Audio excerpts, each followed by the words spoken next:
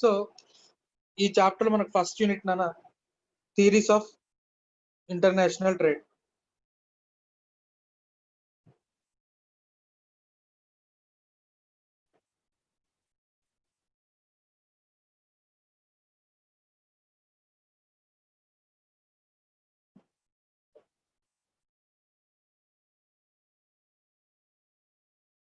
So దాంట్లో first topic మనకి arguments in support of international trade. International trade ని support చేసేవి, అలాగే ఎగనెస్ట్. ఇంటర్నేషనల్ ట్రేడ్ ని సపోర్ట్ చేసే వాళ్ళు ఏం చెప్తున్నారు, అలాగే ఇంటర్నేషనల్ ట్రేడ్ ని వద్దు, ఇంటర్నేషనల్ ట్రేడ్ అనేది వద్దు, ఎవరి దేశంలో వాళ్ళే ప్రొడ్యూస్ చేసుకోండి, వాళ్ళే కన్జ్యూమ్ చేసుకోండి, ఇంటర్నేషనల్ ట్రేడ్ ఏం అవసరం లేదు అని చెప్పేవాళ్ళు ఏం చెప్తున్నారు అనేది చూద్దాం మనం. సపోర్టింగ్ లో కనుక ఫస్ట్ చూస్తే,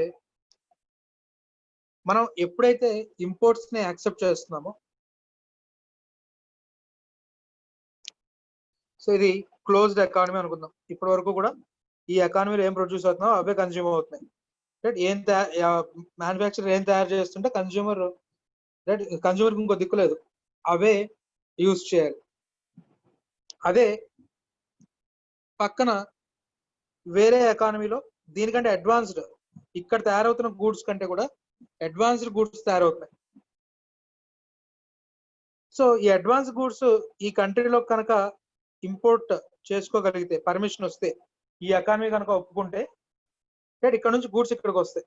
సో ఇప్పుడు ఈ డొమెస్టిక్ మ్యానుఫ్యాక్చరర్ ఎవరైతే ఉన్నాడో, ఈ కంట్రీలో ఉన్న మ్యానుఫ్యాక్చరర్ ఎవరైతే ఉన్నాడో, వీడు ఇప్పుడు కాంపిటీషన్ ఫీల్ అవుతాడు, ఆ పించ్ ఫీల్ అవుతాడు. మనకంటే అడ్వాన్స్డ్ గూడ్స్ వస్తున్నాయి, మనం కనుక ఇన్నోవేషన్ కనుక చేసి ఈ మన ప్రొడక్ట్ ని ఇంకా బెటర్మెంట్ కనుక చేసుకోకపోతే we will lose the market అని చెప్పి వీడు కూడా ఏం చేస్తాడు, కాంపిటీషన్ ఫీల్ అయ్యి more efficient goods and efficient way of production ఇవన్నీ చేస్తాడు. రైట్, కాస్ట్ రిడక్షన్ చేసుకుంటాడు. కొత్త కొత్త ఎస్ఎం లో చదువుతాం, బిజినెస్ ప్రాసెస్ రీఇంజనీరింగ్ కానివ్వండి, రైట్, వాల్యూ యాడెడ్ ఫంక్షన్స్ మాత్రమే ఉంచి మిగిలిన వాటన్నిటిని వాల్యూ యాడ్ చేయనటువంటి చైన్స్, వాల్యూ యాడ్ చేయని పనులన్నింటిని డిస్క్రైబ్ చేసేయడం కానివ్వండి, ఇలాంటివి ఇవి చేసుకొని మన రిసోర్సెస్ ని ఎఫెక్టివ్ గా యూజ్ చేసుకుంటూ ఎఫిషియంట్ ప్రొడక్ట్స్ ని తయారు చేయొచ్చు. అది సపోర్ట్ లో ఫస్ట్ పాయింట్ చెప్తాడు. రైట్, అలాగే మనం ఇంపోర్ట్ చేస్తున్నాము అంటే రైట్, మన కంట్రీ నుంచి కూడా కొన్ని ఎక్స్పోర్ట్స్ అవుతాయిగా. సో వన్ వే కాదు, రైట్, వేరే కంట్రీ వాళ్ళని వచ్చి ఇక్కడ మనం వ్యాపారం చేసుకోమంటున్నాం అంటే మన కంట్రీ కూడా అక్కడికి వెళ్ళి బిజినెస్ చేసుకోగలిగితేనే మనం గేట్స్ ఓపెన్ చేస్తాం. మనం రైట్, పక్క కంట్రీ వాళ్ళు వచ్చి మన కంట్రీ అడిగారు, మా గూడ్స్ ఇక్కడ అమ్ముకుంటాం, పర్మిషన్ ఇవ్వండి అని. సో అటువంటిప్పుడు మన కంట్రీ ఏం చేస్తుంది, మా గూడ్స్ ని కూడా మీ కంట్రీలో అలౌ చేస్తేనే అలౌ చేస్తాం, మీ గూడ్స్ ని ఇక్కడ అలౌ చేస్తామని చెప్పి కండిషన్ పెడతాం. సో దట్ మన మార్కెట్ పెరుగుతుంది. డొమెస్టిక్ మార్కెట్ కి రైట్, ప్లస్ కొత్త మార్కెట్స్, న్యూ మార్కెట్స్ ఓపెన్ అవుతాయి. రైట్, కొత్త కన్జ్యూమర్స్ వస్తారు. రైట్, ఇంటర్నేషనల్ గా కూడా మన బ్రాండ్ కి రైట్ గుర్తింపు వస్తుంది. రైట్, నెంబర్ ఆఫ్ కన్జ్యూమర్స్ పెరుగుతారు. రైట్, ఇది దీని వల్ల ఏం జరుగుతుంది, డిమాండ్ స్టెబిలైజేషన్ అవుతుంది. పొరపాటున మనం ఏ కంట్రీలో అయితే ప్రొడ్యూస్ చేస్తున్నామో ఆ కంట్రీలో మన గూడ్కి డిమాండ్ తగ్గిన, మనం ఆల్రెడీ న్యూ మార్కెట్స్ ని యాక్సెస్ చేసాం, కొత్త మార్కెట్స్ లో మన ప్రొడక్ట్స్ ని లాంచ్ చేసాం కాబట్టి రైట్, మేబీ అక్కడ మన ప్రొడక్ట్ ఇంకా డిమాండ్ తగ్గుండకపోవచ్చు. కాబట్టి రైట్, అట్లీస్ట్ మన ప్రొడక్షన్ అనేది దెబ్బతినకుండా ఉంటుంది. ఎలాగో మనకు కొత్త కన్జ్యూమర్స్ ఉన్నారు కాబట్టి అక్కడ మనం ఎక్స్పోర్ట్ చేయొచ్చు. ఈ లోపు డొమెస్టిక్ మార్కెట్ లో ఏం జరిగిందో, ఏం తప్పు జరిగిందో చూసుకొని డొమెస్టిక్ మార్కెట్ మనం మళ్ళీ గెయిన్ చేసుకోవచ్చు. రైట్, సో డిమాండ్ స్టెబిలైజేషన్, దాని ద్వారా ప్రైస్ స్టెబిలైజేషన్,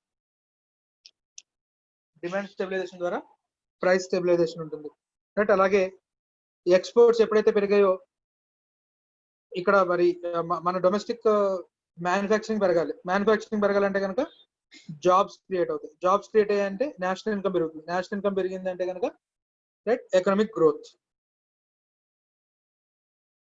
గ్రోత్ అనేది జరుగుతుంది. రైట్, అలాగే అగ్రికల్చర్ పర్పస్ వచ్చేసరికి మెయిన్ అగ్రిలో వచ్చేసరికి ఒక కంట్రీలో కనుక వాళ్ళ అవసరాల కంటే కూడా ఎక్కువ ప్రొడ్యూస్ అయిన అగ్రికల్చరల్ గూడ్స్ అయి ఉండొచ్చు, లేదా ఇండస్ట్రియల్ గూడ్స్ అయి ఉండొచ్చు, ఏదైనా అయి ఉండొచ్చు. సో ఏదైనా కనుక సర్ప్లస్ ఉన్నట్లయితే, జనరల్ గా అగ్రికల్చరల్ గూడ్స్ సర్ప్లస్ ఉందనుకోండి, అవసరమైన దానికంటే ఎక్కువ పండింది అనుకోండి, రైట్ ఎక్కువ మనం టమాటాల విషయంలో కానీ వీటిలో చూస్తాం. రైట్ కొన్ని టైం ఒకనొక టైంలో రేట్ కేజీ ₹10 అక్కడ కూడా పడిపోయి రైతులు రోడ్డు మీద పారిపోసి వెళ్ళిపోతారు. కొన్ని టైమ్స్ లో కేజీ టమాటా ₹60, ₹70 వెళ్ళిపోతుంది. అప్పుడప్పుడు ఆనియన్స్ రోడ్డు మీద పడేసి వెళ్ళిపోతారు, రేట్ రావట్లేదు. కొన్నిసార్లు అదే ఆనియన్ ₹100, ₹150 అవుతుంది. రైట్, ఇదంతా ఏంటంటే సరైన మార్కెట్ లేకపోవడం వల్ల. Right, say for example India agricultural goods ని త్రూ అవుట్ ద వరల్డ్ కనుక ఎక్స్పోర్ట్ చేస్తుంది అనుకోండి, ఒకవేళ ఇండియాలో కనుక సర్ప్లస్ ప్రొడక్షన్ జరిగి డిమాండ్ పడిపోతే వేరే కంట్రీకి ఎక్స్పోర్ట్ చేస్తాం. రైట్, సే సర్ప్లస్ టమాటాలు పెట్టుకొని అప్పటికప్పుడు వేరే కంట్రీస్ తో నెగోషియేషన్స్ మొదలు పెడితే ఈలోపు టమాటాలని పాడైపోతాయి. So already existing trade network కనుక ఉన్నట్లయితే, సర్ప్లస్ కనుక ఉంది అనుకుంటే ఇమ్మీడియట్ గా మనం ఎక్స్పోర్ట్స్ చేస్తాం. రైట్, సో దట్ ఎవరైతే ప్రొడ్యూస్ చేస్తున్నారో వాడికి నమ్మకంగా ఈ ప్రైస్ నాకు వస్తుంది అనేది వాడికి తెలుస్తుంది. రైట్, అలాగే మనకి ఎప్పుడైనా షార్టేజ్ వచ్చింది ఫ్లడ్స్ వల్ల, ఫెమైన్స్ వల్ల, వేరే కంట్రీ నుంచి మనం అప్పుడు మనం ఇంపోర్ట్ చేసుకోవచ్చు. సో రెండు రకాల సర్ప్లస్ ఉంటే కనుక గెయిన్ఫుల్ గా డిస్పోజ్ చేయొచ్చు, షార్టేజ్ ఉంటే కనుక మనం ఇమీడియట్ గా ఏదో ఒక కంట్రీని ఒప్పించుకొని మనం ఇంపోర్ట్ చేసుకోవచ్చు. రైట్, సో ఇది మనకి సపోర్ట్ గా చెప్పేటటువంటి ఆర్గ్యుమెంట్స్. ఎగ్నెస్ట్ కనుక చెప్తే అందులో ఫస్ట్ది, ఎక్కడైతే మనం ఈ ఇంటర్నేషనల్ ట్రేడ్ అనేది డిఫరెంట్ కంట్రీస్ మధ్య ట్రేడ్ అనేది ఎప్పుడైతే స్టార్ట్ అయిందో, ఒకటి డెఫినెట్ గా అండర్ డెవలప్డ్ అయి ఉంటుంది, ఒకటి బాగా డెవలప్డ్ అయి ఉంటుంది. సో డెవలప్డ్ కంట్రీస్ నుంచి మోర్ అడ్వాన్స్డ్ గూడ్స్ అనేవి ట్రాన్స్ఫర్ అవుతాయి. At the same time technology కూడా ట్రాన్స్ఫర్ అవుతుంది. రైట్, ఎప్పుడైతే డెవలప్డ్ కంట్రీస్ నుంచి టెక్నాలజీ అండర్ డెవలప్డ్ కంట్రీస్ కి ట్రాన్స్ఫర్ అయిందో, రైట్ సే అండర్ డెవలప్డ్ కంట్రీలో ఇంతకు ముందు లేబర్ సర్ప్లస్ ఎకానమీ కాబట్టి రైట్ ఎక్కువ మంది లేబర్ పని దొరికేది. రైట్, కానీ అడ్వాన్స్డ్ టెక్నాలజీ ఎప్పుడైతే వచ్చిందో లేబర్ అవసరం తగ్గిపోతుంది. రైట్, అంటే more unemployment, it leads towards more unemployment. Right, ఈ టెక్నాలజీ ట్రాన్స్ఫర్ ఎప్పుడైతే జరిగిందో, రైట్ ఇక్కడ మనకి లేబర్ కి నెగిటివ్ అంటే లేబర్ కి పని పోతుంది. రైట్, అలాగే సెమీ స్కిల్డ్ లేదా స్కిల్ అయినటువంటి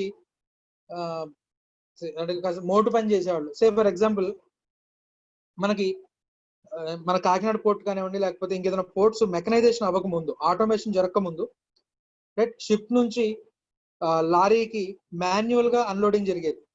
రైస్ బ్యాగ్స్ కానివ్వండి, లేకపోతే ఇంకేదైనా కెమికల్ బ్యాగ్స్ కానివ్వండి, ఏదైనా సరే. సో లోడింగ్ అనేది అంతా కూడా మాన్యువల్ గా జరిగేది. రోజుకి మినిమం 500 నుంచి 600 మంది దాకా పని దొరికేది. కానీ ఇప్పుడు కంప్లీట్లీ ఆటోమేషన్. మనకి షిప్ నుంచి బెర్త్ మీదకి అన్లోడింగ్ కి పెద్ద పెద్ద క్రేన్స్ వచ్చాయి. బెర్త్ మీద నుంచి లారీస్ లోకి లోడ్ చేయడానికి మెషిన్స్ వచ్చాయి. సో ఆ మెషిన్ ఆపరేట్ చేయడానికి ఒక డ్రైవర్ ఉంటే చాలు. ఇంతకుముందు ఒక పర్టికులర్ వర్క్ కి 20 మంది 40 మంది కావాల్సి వచ్చే చోట ఇప్పుడు గట్టిగా 5 6 ఉంటే సరిపోతుంది. రైట్, ఈ మెకనైజేషన్, ఆటోమేషన్ టెక్నాలజీ డెవలప్ అవడం వల్ల మంచిదే, టెక్నాలజీ డెవలప్మెంట్ మంచిదే, కానీ ఎక్కువ మందికి ఉద్యోగాలు పోతున్నాయి కదా. ఒకప్పుడు వాడికి ఓన్లీ బస్తాలు పోయడమే తెలుసు, వాడికి ఇంకే పని రాదు. రైట్, ఇప్పుడు అలాంటి వాళ్ళకి ఉద్యోగాలు పోతున్నాయి. సో ఎప్పుడైతే వాళ్ళకి ఉద్యోగాలు పోతున్నాయి, వాళ్ళ లివింగ్ కండిషన్స్ పడిపోతాయి. రైట్, సో ఇలాంటివన్నీ కూడా ఎగనెస్ట్ ఆర్గ్యుమెంట్ చెప్తాడు. నెక్స్ట్ రెండో కండిషన్ వచ్చేసరికి, డెవలప్డ్ కంట్రీ అండర్ డెవలప్డ్ కంట్రీని ఎక్స్ప్లాయిట్ చేస్తుంది. రైట్, అంటే ఈ అండర్ డెవలప్డ్ కంట్రీస్ ఏవైతే ఉన్నాయో వాటికి గూడ్స్ ని ఎక్స్పోర్ట్ చేస్తూ ఆ డొమెస్టిక్ లో వాళ్ళ కంట్రీలో ఏదైతే country under developed country import చేసుకుంటుందో ఆ కంట్రీలో ఉన్న కొద్దో గొప్ప ఉన్నటువంటి మ్యానుఫాక్చరింగ్ ఫెసిలిటీస్ అన్ని కూడా డిస్ట్రాయ్ అయిపోతాయి. ఎందుకంటే వీళ్ళతో పోటీ పడలేరు. రైట్, ఇంకా డొమెస్టిక్ గా ఎటువంటి మ్యానుఫాక్చరింగ్ ఎనిటీస్ లేనప్పుడు కొంతకాలం తర్వాత ఏదైతే డెవలప్డ్ కంట్రీ ఎక్స్పోర్ట్ చేస్తుందో గూడ్స్ ఏం చేస్తుందన్న వాళ్ళు ఇష్టం వచ్చిన రేటు, ఈ రేటు కొంటే కొను లేకపోతే లేదు, రేట్ లేకపోతే ఇంకా పొలిటికల్ గా కూడా డామినేట్ చేయడం కానివ్వండి, ఇంకా బెదిరిస్తుంది. సే మీరు కనుక మాకు సపోర్ట్ చేయకపోతే, సే ఫర్ ఎగ్జాంపుల్ మీ కంట్రీలో మా ఎయిర్ బేస్ పెట్టుకుంటాం, ఒప్పుకోకపోతే కనుక రేట్ మీకు ఫుడ్ సప్లై కట్ చేసేస్తాం, రేట్ లేకపోతే మీకు పర్టికులర్ గూడ్స్ ఏవైతే మీరు మన ఫార్మసిటికల్ గూడ్స్ ఏవైతే అడుగుతున్నారో అవేమి పంపించాం అని చెప్పి కార్నర్ చేసేస్తారు. రైట్, సో అలా ఎక్స్ప్లాయిట్ చేస్తారు. అదొక రీజన్ చెప్తున్నాడు. ఎక్స్ప్లాయిట్. నెక్స్ట్,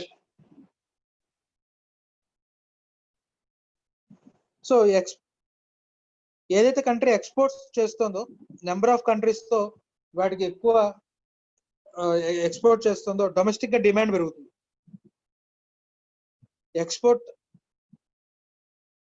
ఎక్స్పోర్ట్ చేస్తున్నప్పుడు డొమెస్టిక్ రిసోర్సెస్ ఏవైతే ఉన్నాయో డొమెస్టిక్ రిసోర్సెస్ ని ఎక్సెసివ్ గా యూజ్ చేస్తారు. అది న్యాచురల్ రిసోర్సెస్ కావచ్చు, ఏవైనా కావచ్చు. Right, so damage to environment. Right, say steel plant పెట్టుకుంటామని చెప్పి స్టీల్ ప్లాంట్ పెట్టకుండా ఐరన్ ఓర్ మొత్తాన్ని సో ఎకరాలకు ఎకరాలు తవ్వేసి రైట్ ఎక్స్పోర్ట్ చేయడం చూసాం మనం రైట్ కర్ణాటకలో. రైట్, సో ఇక ఐరన్ ఓర్ కి డిమాండ్ ఎక్కువ ఉంది చైనాలో, రైట్, లేదా వేరే కంట్రీస్ లో ఐరన్ ఓర్ కి డిమాండ్ ఎక్కువ ఉంది. రైట్, ఇండియన్ గవర్నమెంట్ ఆ టైంలో మైనింగ్ అలౌ చేసింది.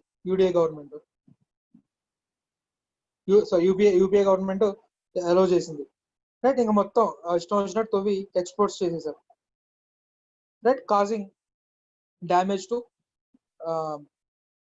అండర్ గ్రౌండ్ వాటర్ కానివ్వండి, రైట్, లేకపోతే ఆ ఏరియాలో ఉన్న న్యాచురల్ వెజిటేషన్ దెబ్బతినడం కానివ్వండి, రైట్, ఇలాంటివన్నీ కూడా డిస్ట్రక్షన్ ఆఫ్ న్యాచురల్ రిసోర్సెస్ జరుగుతుందని చెప్తాడు.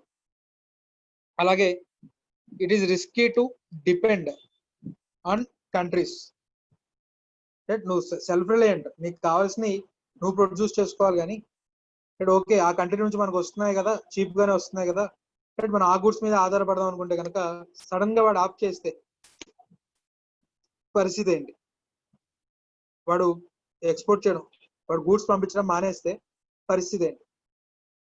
So it is very risky to depend on other countries right for domestic needs. So ఇది మనకి arguments supporting international trade and against international trade. Next, theories of international trade. Theories of international trade లో first the mercantiles view of international trade. Very raw theorem.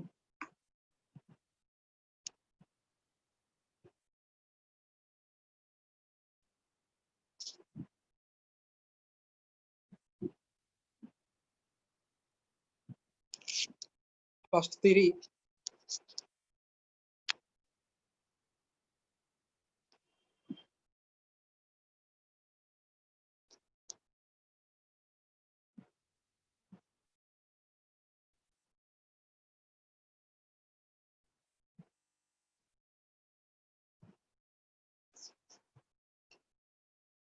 So East India company early East India కానివ్వండి, లేకపోతే Dutch Portuguese international trade start అయిన early stages లో వాళ్ళ ఉద్దేశం ఏంటంటే, అంటే అంత ఎక్సెసివ్ గా అంత రెగ్యులర్స్ గా వాళ్ళ కంట్రీస్ నుంచి షిప్లు వేసుకొని ఇంకా వాళ్ళకి తెలియని కొత్త కంట్రీస్ ఏమైనా ఉన్నాయేమో అని వెతుక్కొని మరీ వెళ్ళి అక్కడ ట్రేడ్ చేయాల్సిన అవసరం ఏంటి అంటే అప్పుడు వాళ్ళ మైండ్ సెట్.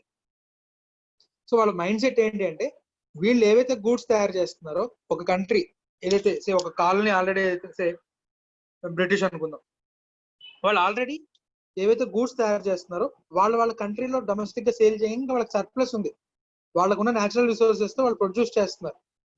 రైట్, సో ఇప్పుడు ఆ గూడ్స్ మొత్తాన్ని కూడా ఇంకా కొత్త కొత్త మార్కెట్స్ కనుక పరిచయం చేసి అక్కడ కనుక సేల్ చేసి రైట్ వాళ్ళ కంట్రీలో ఉన్న వెల్త్ అంతటిని కూడా తెచ్చేసుకుంటే రైట్. సో అప్పట్లో మనీ అంటే మెటల్, గోల్డ్ కావచ్చు, సిల్వర్ కావచ్చు, బ్రాంజ్ కావచ్చు, రైట్, ఏదైనా సరే మెటల్, అప్పట్లో కంప్లీట్ గా మెటల్, రైట్. సో వేరే కాలనైజేషన్ చేయడం కానీ లేకపోతే కొత్త కొత్త ఏరియాస్ ని ఐడెంటిఫై చేసి అక్కడ వీళ్ళ గూడ్స్ ని సేల్ చేసి మెటల్ మొత్తాన్ని కూడా రైట్ వాళ్ళ ఒరిజినల్ కంట్రీకి మోసుకెళ్ళిపోతే వాళ్ళ కంట్రీ చాలా వెల్దీ అయిపోతుంది. రైట్, ఎవరైతే ట్రేడ్ చేస్తున్నారో వాళ్ళ కంట్రీతో వాళ్ళు నష్టపోతారు. అంటే ఇక్కడ it's a zero sum game అంటాడు. జీరో సమ్ గేమ్ అంటే ఒక 10 మంది కలిసి ఒక 5 ఫ్రెండ్స్ కలిపి ప్యాకెట్ ఆడుతున్నారు. రైట్, పొద్దు నుంచి సాయంత్రం దాకా ఆడారు. అందులో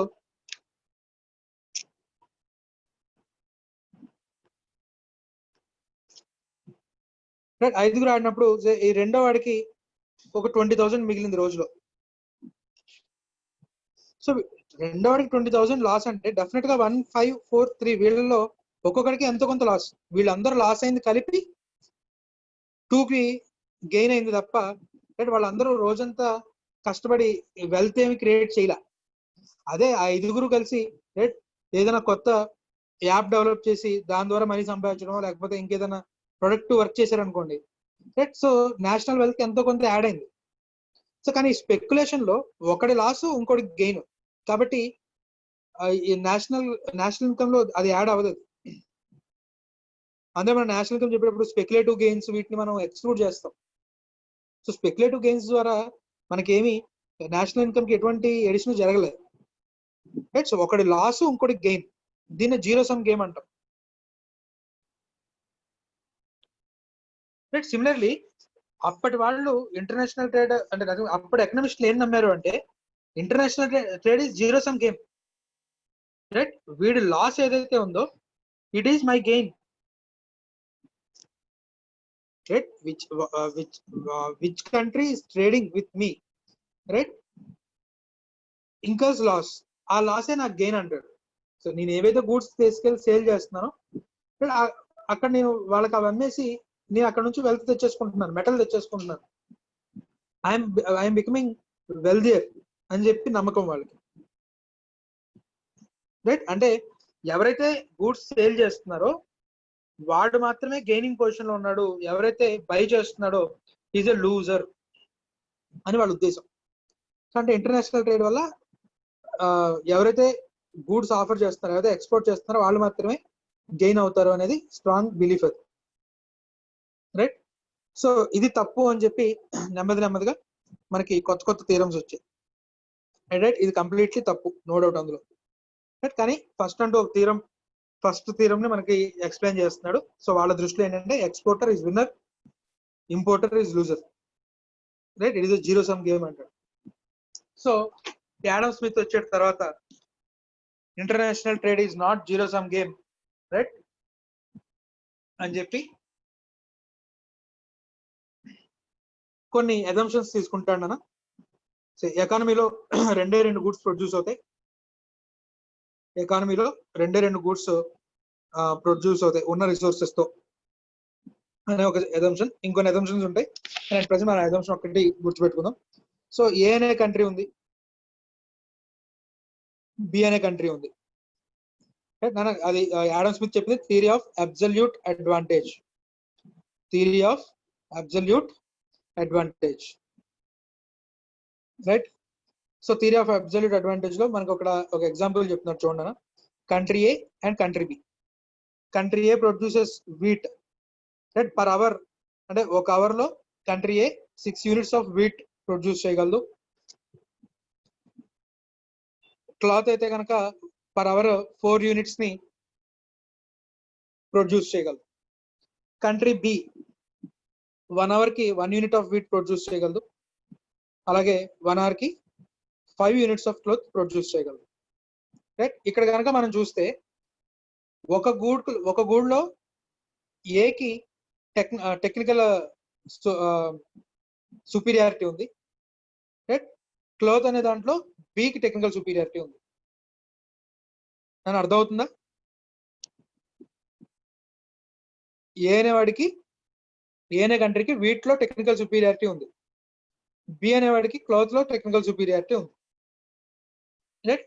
so assume A country A is trading 6 units of wheat with 6 units of cloth. Right. అంటే బి 6 units of cloth ఏకి ఎక్స్పోర్ట్ చేస్తుంది. రైట్. ఏ అనేవాడు 6 units of wheat బికి ఎక్స్పోర్ట్ చేస్తాడు. రైట్. ఇప్పుడు నాకు చెప్పండి నాన్న, ఇక్కడ ఒక చిన్న క్యాలిక్యులేషన్ చేయిస్తాను. ఈ క్యాలిక్యులేషన్ మనకి త్రూ అవుట్ నెక్స్ట్ థియరమ్స్ అన్నిటికీ కూడా ఉపయోగపడుతుంది.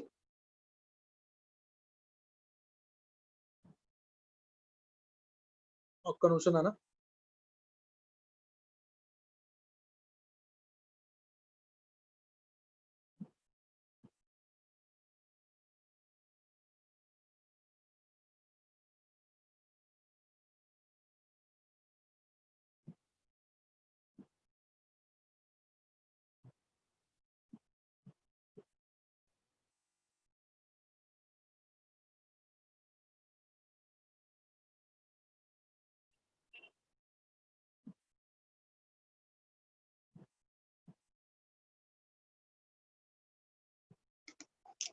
సో కంట్రీ ఏ నుంచి కంట్రీ బికి 6 units ఆఫ్ వీట్ వెళ్ళింది. కంట్రీ బి నుంచి కంట్రీ ఏకి 6 units ఆఫ్ క్లాత్ వచ్చింది.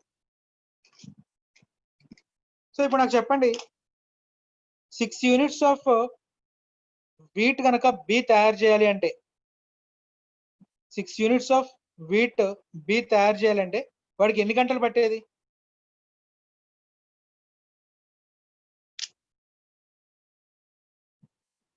Siddhu sir B 6 units of wheat తయారు చేయాలంటే వాడికి ఎన్ని గంటలు పడుతుంది జనరల్ గా? 6 hours. కానీ ఇప్పుడు వాడు ఎన్ని గంటలు సరే అంటే ఇక్కడ ఈ రెండు మనం ఫిల్ చేయాలన్నా, ఈ రెండు ఫిల్ చేస్తే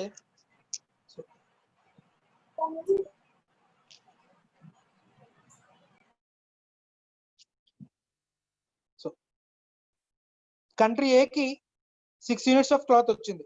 6 units ఆఫ్ క్లాత్ తయారు చేసే టైంలో ఎంత వీట్ తయారు చేయగలదో చెప్పు. 6 weeks. కాదు నాన్న, నువ్వు చిన్న క్రాస్ మల్టిప్లికేషన్ చేయాలి. 4 units ఆఫ్ క్లాత్ తయారు చేయడానికి 1 గంట పడితే 6 units ఆఫ్ క్లాత్ తయారు చేయడానికి ఎన్ని గంటలు పడుతుంది కంట్రీ ఏకి?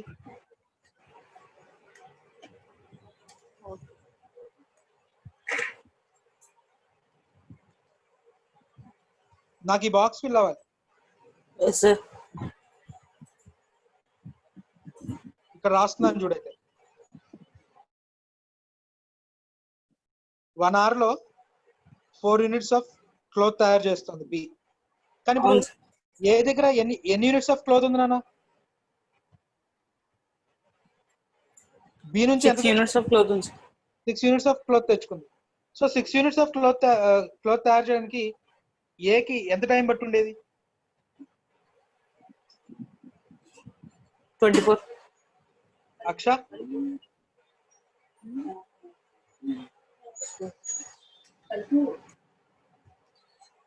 అక్ష 1.5 hours. 1.5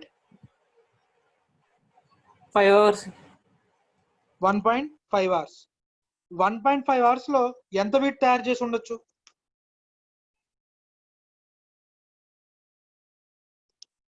సో 1.5 hours కి సో గంటకి 9 sir. సో గంటకి 6 units of wheat. 9 units of wheat. 1.5 కి ఎన్ని యూనిట్స్ నానా?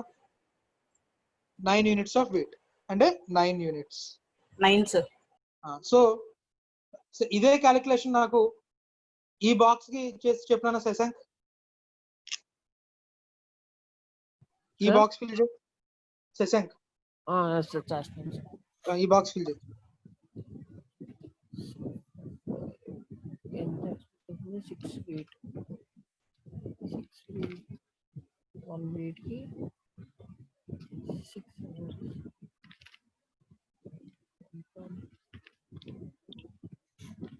ఈ కింద బాక్స్ సార్ క్లాత్ బి కి క్లాత్ క్లాత్ లో బీది ఫిల్ చేయాలి. Yes sir. మిగతా వాళ్ళు కూడా చేయండి అన్న, శశాంక్ ఒక్కడే కాదు మిగతా వాళ్ళు కూడా చేయండి. 30 సార్. ఎంత నాన్న? 30. 30. ఎవరు చెప్పారు? యశ్వంత. Yes sir. ఒకసారి చెప్తావా నాన్న నాకు ఎలా చేయాలో?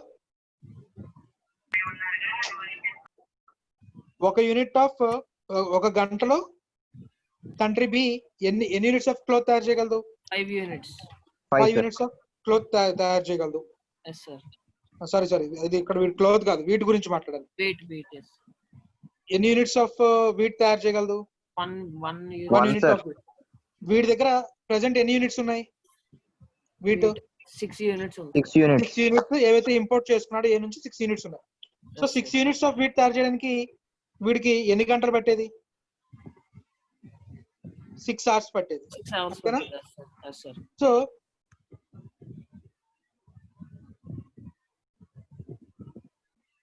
6 into 1 అవర్ కి 5 యూనిట్స్ ఆఫ్ క్లోత్ తయారు చేస్తుంటే 6 అవర్స్ కి ఎన్ని యూనిట్స్ ఆఫ్ క్లోత్ తయారు చేయగలడు?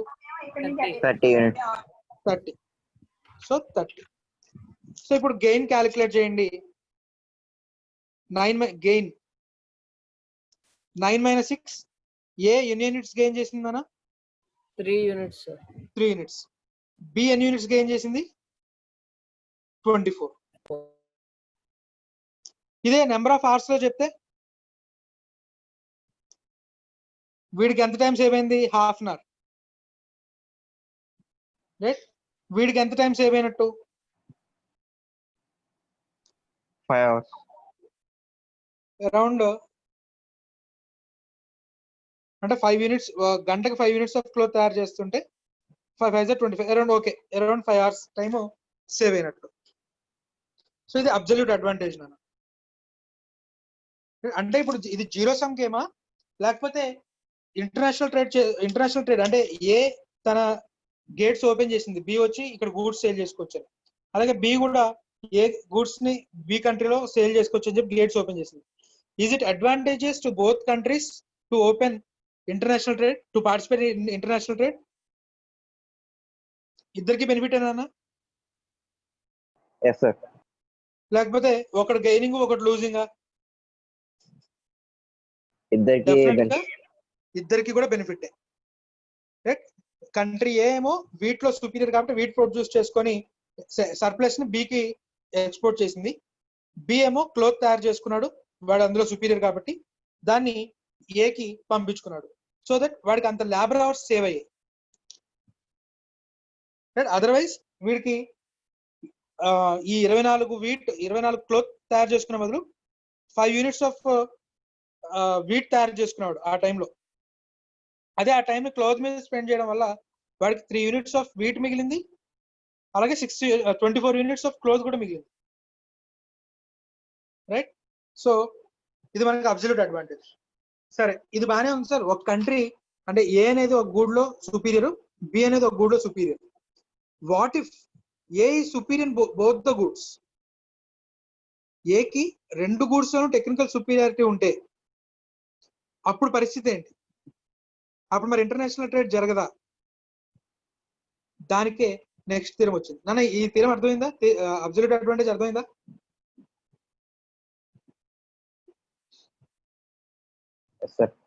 అబ్సల్యూట్ అడ్వాంటేజ్ మీద మనకు ప్రాబ్లమ్స్ అడుగుతాడు నాన్న.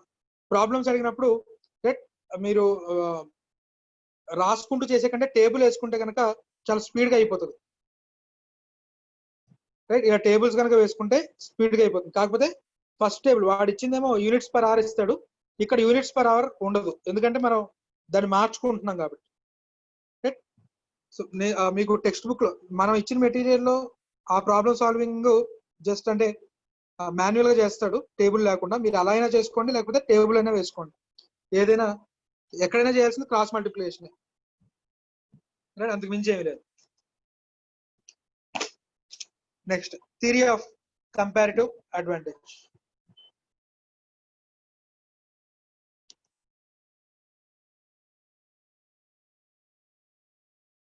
సరే, ఇక్కడ ఈ ఎగ్జాంపుల్ కనుక చూసినట్లయితే కంట్రీ ఏ చూడండి, వీట్ 6 యూనిట్స్ ప్రొడ్యూస్ చేస్తుంది per hour, units per hour. ఇది కూడా ఇక్కడ యూనిట్స్ పర్ అవర్.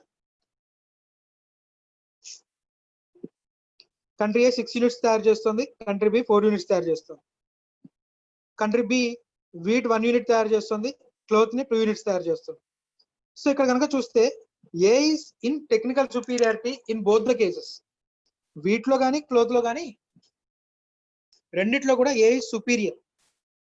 మరి అటువంటిప్పుడు ఇంటర్నేషనల్ ట్రేడ్ జరుగుతుందా జరగదా అనేది కనుక చూస్తే రైట్, ఇక్కడ ఇలాంటి పొజిషన్ లో కూడా ఇంటర్నేషనల్ ట్రేడ్ బెనిఫిషియలే అని చెప్తూ రికార్డో ప్రపోజ్ చేసినటువంటి థీరం నాన్న ఇది. రైట్, రికార్డో ప్రపోజ్ చేసినటువంటి థీరం ఇది. So comparative advantage say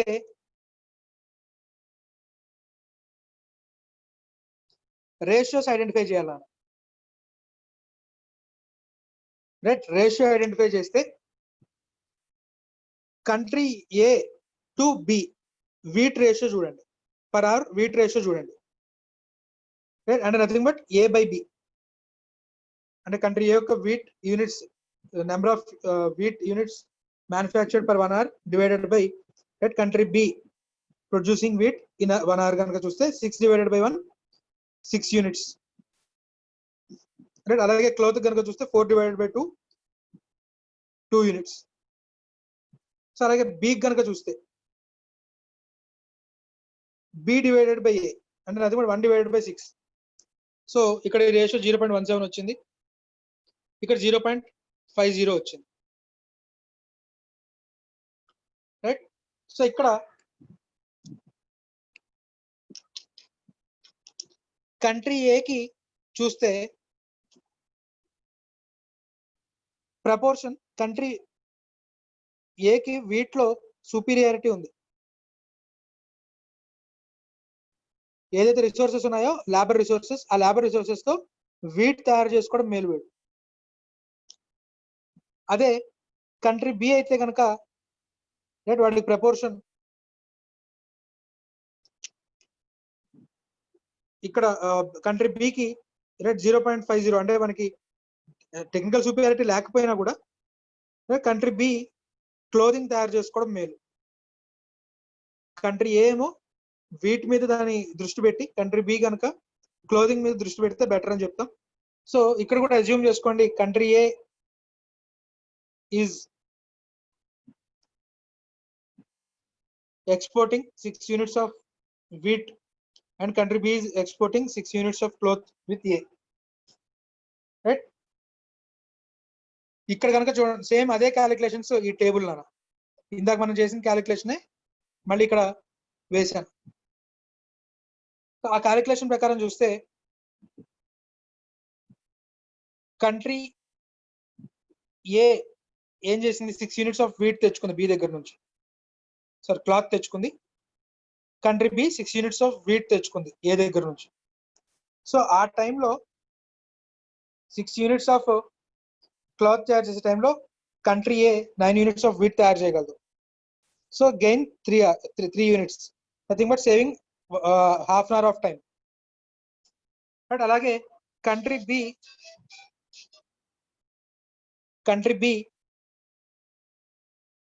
6 units of wheat తయారు చేసే టైంలో 12 యూనిట్స్ ఆఫ్ క్లోత్ తయారు చేయగలరు. రైట్, 12 యూనిట్స్ ఆఫ్ క్లోతింగ్ తయారు చేయగలరు. So gain is 6 units. Right, country ఇక్కడ అట్లీస్ట్ వీటికి ఒక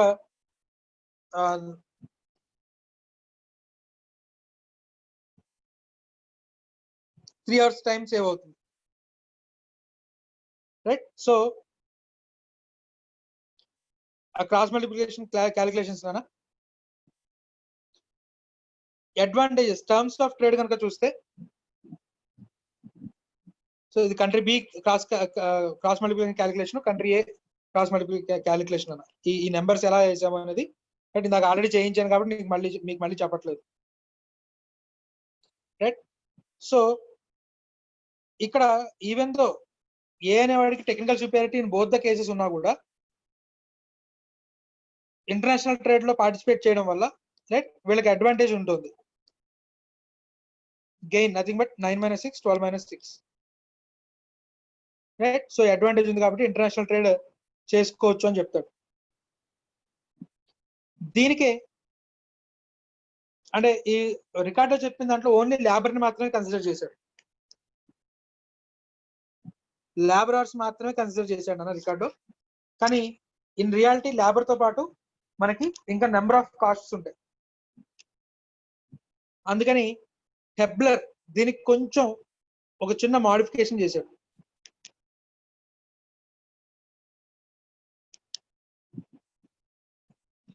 లేబర్ కాస్ట్ ఒక్కటి కన్సిడర్ చేస్తే సరిపోదు, రియాలిటీలో మనకి ఇంకా నెంబర్ ఆఫ్ కాస్ట్లు చాలా ఉన్నాయి.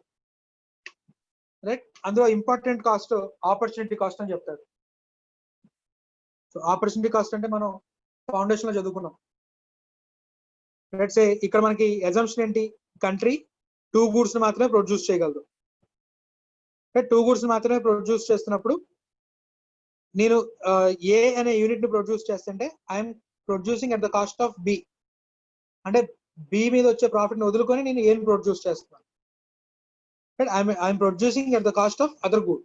దాన్నే మనం opportunity cost or foregoing cost అన్నాం. Nothing but opportunity cost for producing good X is equal to labor required for 1 unit of X divided by labor required for 1 unit of Y. Right? అది నా opportunity cost. ఒక unit కి per unit of X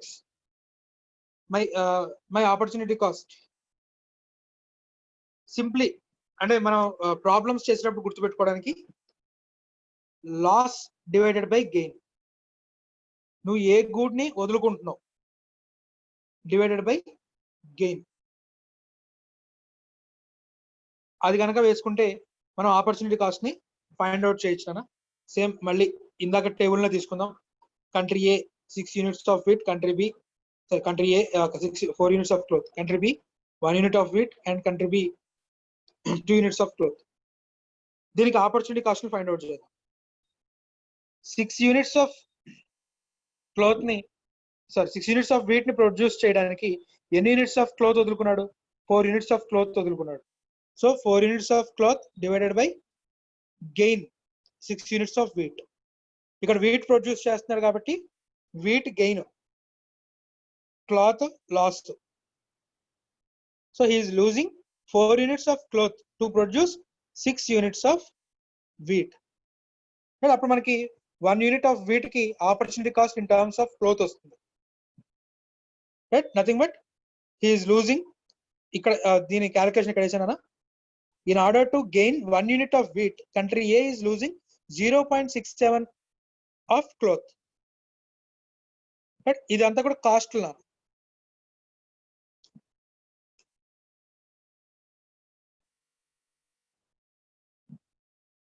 Gangadhar sir మనకి capital budgeting చేసేటప్పుడు చూస్తాం, అది capital budgeting లేకపోయినా కూడా చిన్న కామన్ సెన్స్ తో చెప్పొచ్చు. కాస్ట్ గురించి ఆలోచించేటప్పుడు కాస్ట్ తక్కువ ఉండాలా ఎక్కువ ఉండాలా? తక్కువ ఉండాలి సార్. రెవెన్యూ గురించి ఆలోచించేటప్పుడు ఎక్కువ ఉండాలి సార్. సో ఇక్కడ నేను చెప్తాను ఆపర్చునిటీ కాస్ట్. రైట్. ఈ క్యాలిక్యులేషన్ ద్వారా ఏమొచ్చింది మనకి, in order to gain 1 unit of cloth country A losing 0.67 of cloth. అంటే 1 unit ఆఫ్ క్లాత్ కి కంట్రీ ఏ కి కాస్ట్ ఎంత రానా? 0.67 క్లాత్. సార్ సిమిలర్లీ క్లాత్ కి కనుక మనం క్యాలిక్యులేట్ చేస్తే, right, in order to gain 1 unit of cloth what is the cost of mute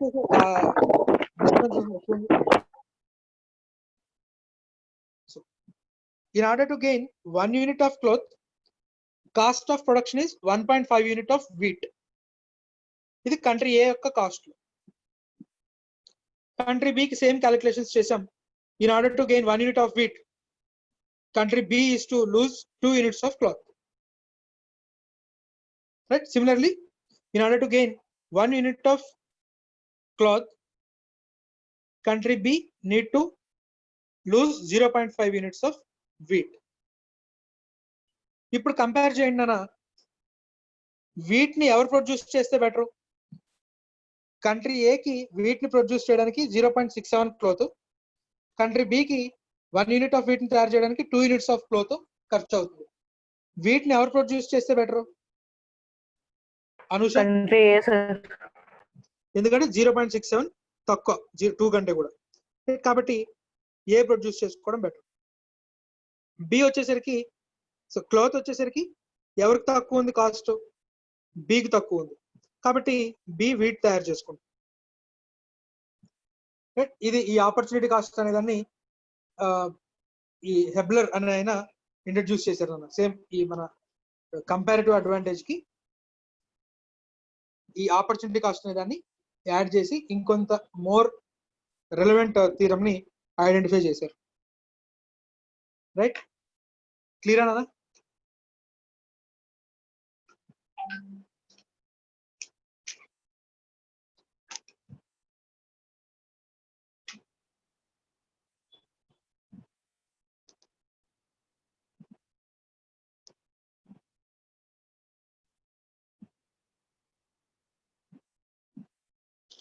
next మిగతా 2 theorems కూడా నెక్స్ట్ క్లాస్ లో చూద్దాం. ఒకసారి ఈ థీరమ్స్ వరకు చదివి వాటి మీద ఉన్న ప్రాబ్లమ్స్ ఉన్నాయి, ఆ ప్రాబ్లమ్స్ చేయండి. మిగతా 2 థీరమ్స్ కూడా మనం నెక్స్ట్ క్లాస్ లో చూద్దాం.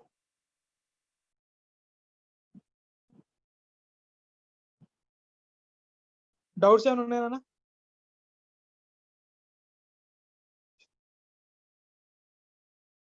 సెషన్ ఎండ్ చేస్తున్నాను.